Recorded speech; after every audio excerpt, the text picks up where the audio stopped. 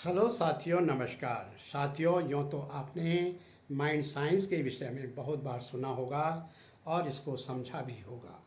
आज मैं mind science के संबंध में आपको जानकारी देना चाहता हूँ कि माइंड साइंस क्या है और इसका हम अपने जीवन में बेहतर उपयोग कैसे कर सकते हैं।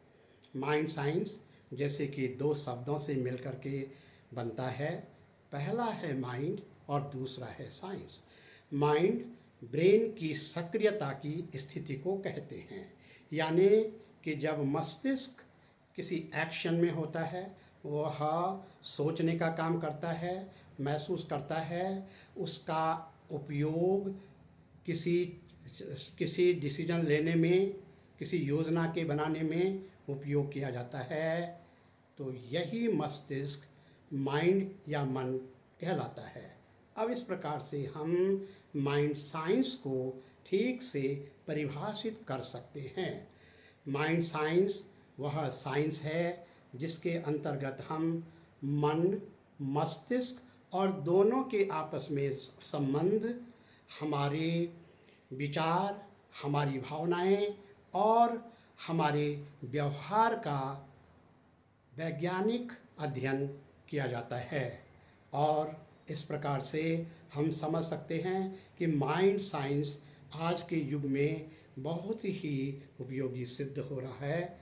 यूँ तो इसमें बहुत सारे सब्जेक्ट का उपयोग किया जाता है, लेकिन मैं आपके सामने उन खास विषयों पे यहाँ पे उल्लेख करना चाहूँगा जो कि सरल हैं और जिनका उपयोग हम अधिकतर करते हैं। माइंड साइंस के अंतर्गत वे 12 विषय इस प्रकार से उपयोग किए जाते हैं, ठीक वैसे ही जिस प्रकार से कि हमारे जीवन का वो एक खास साल जिसमें कि हमने बहुत उल्लेखनीय खास प्रगति की, खुशी खुशी हमें सफलता मिली, हमने पूरी मेहनत करके कुछ जीवन में उस साल में अचीव किया है। उस साल पे अगर हम नज़र डालें तो वह जो साल हमारे लिए है, हमारे लिए ये माइंड साइंस हमारी शिक्षा जगत में ठीक वही स्थान रखता है जिस प्रकार से कि हमारे जीवन का वह खास एक साल स्थान रखता है। ये दोनों हमारे जीवन में एक जैसे होते हैं। अब मैं इस पर जोर देना चाहता हूँ कि यह साल जिसमें कि 12 महीने हैं, ये 12 के 12 महीने हमारे लिए बहुत खास बनते हैं। और जब ये 12 महीने एक एक करके खास हो जाते हैं, हर महीना बहुत खास हो जाता है और हर महीने के अंतर्गत जो दिन होते हैं अब वे भी खास हो जाते हैं। और एक दिन में हर घंटा भी अब हमारे लिए विशेष बन जाता है। और उस घंटे के अंदर जो एक मिनट उसका छोटा भाग है वह अब हमारे लिए विशेष बन जाता है। और उस मिनट के अंदर भी जो एक सेकंड होता है वह हमारे उस साल का विशिष्ट समय या क्षण कहलाता है। मन के विज्ञान में यही एक विशिष्ट क्षण हमारे अंदर पैदा होता है जब हम ठीक इस प्रकार से अपने आप को इससे जोड़ने की कोशिश करते हैं। अब मैं इस माइंड साइंस की चर्चा के लिए सबसे पहले एक छोटा सा उदाहरण आपके सामने रख रहा हूँ। कोई भी वस्तु हमारे सामने है, उस वस्तु का एहसास हमें तब होता है जब कि उसमें लंबाई हो, चौड़ाई हो और ऊंचाई हो। अब इन तीनों के होने के बाद वह वस्तु हमें दिखाई दे सकती है। और इसको देखने के लिए, समझने के लिए अब हम इस पे देखने का कार्य करते हैं, इस वस्तु को सुनने का और इसको स्पर्श करने का काम करते हैं। यहाँ पर यह बहुत गौर करने लायक है कि इसके 3 ओरिजिनल कैरेक्टर्स हैं, लंबाई, चौड़ाई और ऊंचाई। ये बाहर के हैं, उसके अपने हैं, लेकिन हमारा देखने का इसको जो नज़रिया है उसमें हमारे 3 प्रकार के यहाँ पे पैरामीटर्स देखना, सुनना और इसको स्पर्श करना या महसूस करना है, तब हमें यह वस्तु अच्छी लगती है।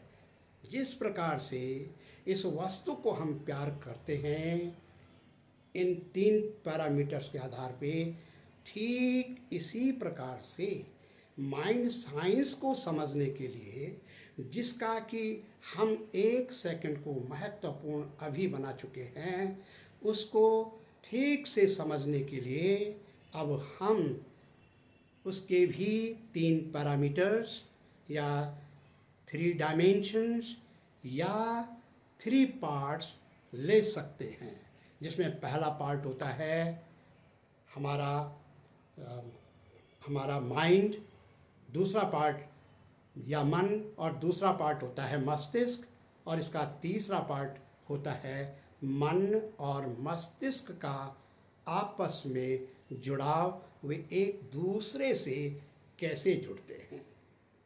ये तीनों के तीनों जो आयाम है, ये 3D 3 डायमेंशनल हमारे अंदर रचना करते हैं। यहाँ पर हर एक जो आयाम मैं ले रहा हूँ, इसमें सबसे पहला आयाम है मन या माइंड। इसके भी इस 6 भाग हैं, जो कि 6 खास विषयों के रूप में हम समझ सकते हैं। इसका पहला विषय है साइकोलॉजी। साइकोलॉजी हमारे मन की स्थिति को, या हमारे मन में विचार, सोच, या हमारे अनुभव, हमारे विश्वास और हमारा व्यवहार जब साइंटिफिकली स्टडी किया जाता है, उसको हम साइकोलॉजी कहते हैं। इसका दूसरा भाग है कॉग्निटिव साइकोलॉजी। कॉग्निटिव साइकोलॉजी के अंतर्गत हम अपने मन की उस स्थिति पर चर्चा करते हैं जहाँ पर कि हमारा मन सोचने का काम करता है, निर्णय लेने का काम करता है, तर्क शक्ति से काम करने लगता है, वो एनालिसिस करने लगता है। ये सब कॉग्निटिव साइकोलॉजी के अंतर्गत होते हैं जब हम इनका साइंटिफिक स्टडी करते हैं। अब मैं इसके बाद तीसरे विषय की बात कर रहा हूँ, जो कि कहलाता है सोशियल साइकोलॉजी। सोशियल साइकोलॉजी हमारे अंदर एक ऐसा भाव होता है जिसमें कि हम समाज के अंदर होने वाली घटनाओं को, समाज के अंदर अलग अलग प्रकार के व्यवहारों को हम अपने ऊपर उनको लाने में, उनको समझने में हम तैयार रहते हैं।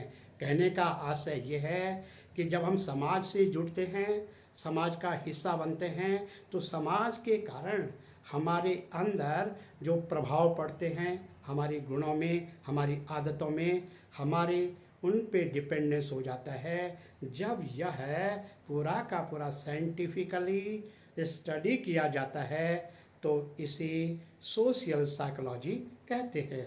इसके बाद मैं बात करना चाहता हूँ चौथे विषय की, जो कि है साइकेट्री। साइकेट्री का मतलब होता है मनोचिकित्सा।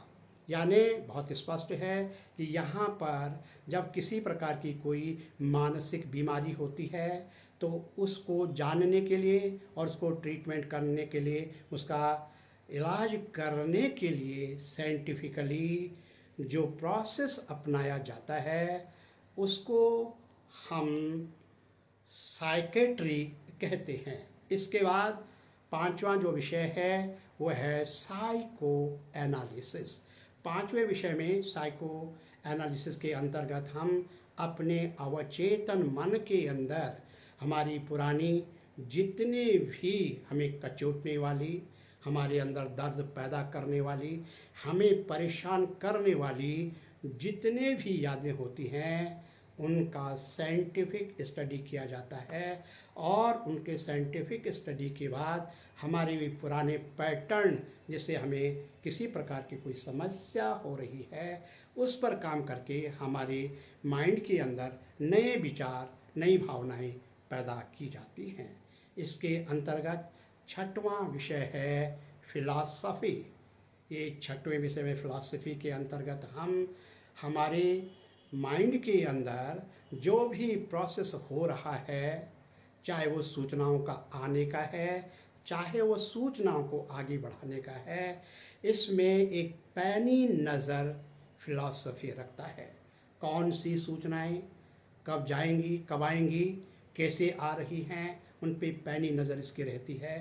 उदाहरण के लिए जो चेतन मन से हमारे अवचेतन मन में सूचनाएं आ रही हैं, उनमें कौन कौन से हमें चाहिए, कौन से नहीं चाहिए, या फिर हम ये कह सकते हैं कि कोई भी काम हमें कितने समय तक अच्छा लगता है या उसकी इम्पोर्टेंस कब तक बनी रहती है। ये पूरा का पूरा बेसिक रूप में जब इस नज़र रखी जाती है तो यही हमारे लिए एक फिलॉसफी सब्जेक्ट के रूप में हम उपयोग करते हैं। और इस प्रकार का जो 3D, यहाँ पर हम 3D की बात कर रहे हैं, उसका पहला आयाम मन तैयार हो जाता है। अब मैं 3D के दूसरे भाग मस्तिष्क पर बात करना चाहता हूँ। ये दूसरा आयाम है। इसके मुख्य रूप से 3 भाग हैं। पहला भाग है न्यूरोसाइंस। न्यूरोसाइंस के अंतर्गत हम अपने ब्रेन यानी मस्तिष्क और अपने नर्वस सिस्टम की संरचना और उसके कार्य करने की सिस्टम पर साइंटिफिक स्टडी करते हैं। यहाँ पर हम हमारा ब्रेन कैसे काम कर रहा है, हमारा नर्वस सिस्टम और इससे तमाम सारी जो भी इससे होने वाली घटनाएं हैं, क्रियाएं हैं, उस पर हम साइंटिफिक स्टडी करते हैं। इसी का दूसरा विषय है कॉग्निटिव साइंस। कॉग्निटिव साइंस में हम हमारे मस्तिष्क के अंदर जो सूचनाएं आ रही हैं, वे सूचनाएं कैसी हैं, उनका हमारे अंदर क्या फ़र्क पड़ रहा है, उससे हमारे अंदर क्या डिसीजन मेकिंग पावर बन रही है, किस प्रकार से हम आगे की प्लानिंग कर रहे हैं, किस प्रकार से हम जजमेंट का काम कर रहे हैं, किस प्रकार से हम आगे एक्शन ले सकते हैं, ये पूरा का पूरा कॉग्निटिव साइंस का हिस्सा है। इसके अलावा जैसे कि हम देखते हैं कि आजकल की दुनिया में बहुत सारे सिस्टम हमें सीखने पड़ते हैं। उदाहरण के लिए हमें कंप्यूटर का ज्ञान होना चाहिए, हमें मशीनों का ज्ञान होना चाहिए, हमें मोबाइल चलाना आना चाहिए, और इस प्रकार से हमें मल्टीपल इंटेलिजेंस की ज़रूरत पड़ती है। और उनमें भी दक्षता हमारे पास होने के लिए हम संपूर्ण रूप से कॉग्निटिव साइंस का ही उपयोग करते हैं। इसका तीसरा भाग है, तीसरा विषय है न्यूरोलॉजी। न्यूरोलॉजी में हम अपने ब्रेन और नर्वस सिस्टम में जो कुछ भी बीमारियां या किसी प्रकार की कोई समस्या आ जाती है, उसकी साइंटिफिक स्टडी करते हैं। इस प्रकार से 3D के दूसरे आयाम में ये 3 विषय हमें बहुत मदद करते हैं। अब मैं 3D के तीसरे आयाम पर बात करना चाहूँगा, जो कि है मन और मस्तिष्क को आपस में जोड़ने की प्रक्रिया। यह थर्ड डायमेंशन या तीसरा आयाम को हम फिर से 3 भागों में बांटेंगे। सबसे पहला भाग है इसमें न्यूरो लिंग्विस्टिक प्रोग्रामिंग। इसके ज़रिए हम अपने ब्रेन को, नर्वस सिस्टम को उस भाषा का उपयोग करते हैं जो रिज़ल्ट हमें प्राप्त करना होता है। उदाहरण के लिए यदि हम अच्छा बोलना चाहते हैं, हम अपनी आदतों में सुधार लाना चाहते हैं, अपनी आदत और व्यवहार को अच्छा बनाना चाहते हैं, तो इसके लिए हम अपने ब्रेन को कौन सी भाषा का उपयोग करेंगे, किस प्रकार के शब्दों का उपयोग करेंगे ताकि हमारा इसके संगत वह व्यवहार हो सके। यह न्यूरो लिंग्विस्टिक प्रोग्रामिंग कहलाता है। इसका उपयोग इस प्रकार होता है। इसका दूसरा विषय है आर्टिफिशियल इंटेलिजेंस। आर्टिफिशियल इंटेलिजेंस ये कंप्यूटर साइंस का एक हिस्सा है जिसमें कि मशीनों को इस प्रकार से तैयार किया जाता है कि वो मानव जैसे व्यवहार करे। अर्थात मशीनें जब लर्निंग का और उसको उपयोग करने का काम इंसान जैसे करने लगते हैं तो यह सब आर्टिफिशियल इंटेलिजेंस के जरिए होता है और इसमें मॉडलिंग का उपयोग अच्छे खासा किया जाता है। इसके बाद इसमें जो तीसरा विषय उपयोग में आता है उसे हम कहते हैं कॉन्शियसनेस सपोर्ट या कॉन्शियसनेस स्टडीज़। यहाँ पर हम ये पूरा का पूरा जो कॉन्शियसनेस से जुड़ा हुआ है उसके लिए हम जैसे कि प्रायः अपने चेतन शक्ति को बढ़ाने के लिए या तो हम किसी मंदिर में जाते हैं, किसी ऐसी जगह पे जाते हैं जहाँ पर हमें शांति मिलती है, हम किसी अच्छी किताब को पढ़ते हैं या हम किसी ग्रेट पर्सनैलिटी का हम याद करते हैं, उनके हिस्ट्री पढ़ते हैं कैसे उन्होंने किया है, या आजकल प्रचलित विधियों में से जैसे मेडिटेशन है, माइंडफुलनेस है, योगा है, इनके द्वारा भी हम अपने अंदर कॉन्शियसनेस को बढ़ा सकते हैं। जब हम इन तीनों का ठीक से उपयोग कर लेते हैं तो अब यह तीसरा 3D का तीसरा भाग या तीसरा पैरामीटर भी कंप्लीट हो जाता है। यहाँ पर एक बार हम सबको समेटने की बात करें तो इस प्रकार से मन की 6 भाग, मस्तिष्क के 3 भाग और जोड़ने के जो 3 भाग हैं या 3 विषय हैं, ये माइंड साइंस के 12 भाग हैं जिनकी कि ये 3 शाखाएं या 3 आयाम हैं। जब हम इसको ठीक से समझने का प्रयास करते हैं, इसको डेली लाइफ में समझ करके उपयोग करने का कार्य करते हैं, तो अब हम हमारे अंदर पाते हैं कि माइंड साइंस के उपयोग से हमारे अंदर हमारी शारीरिक वृद्धि होती है, हमारे अंदर मानसिक वृद्धि होती है और हमारे अंदर भावनात्मक वृद्धि होती है, जो कि हमारे जीवन में हर समय हमारे आगे बढ़ने के लिए, सफल होने के लिए, आरोग्य होने के लिए बहुत ही आवश्यक होता है। और इस प्रकार से हम अपने जीवन का एक एक क्षण खास बना सकते हैं और हमारी जीवन में हम किसी भी कार्य में बेहतर प्रदर्शन कर सकते हैं। इस प्रकार से आज के इस भागते युग में, जबकि हम बहुत व्यस्त हो चुके हैं, भाग दौड़ तेज़ी से बढ़ रही हैं, ऐसे समय में माइंड साइंस हमारे लिए बहुत उपयोगी सिद्ध हो सकता है। धन्यवाद।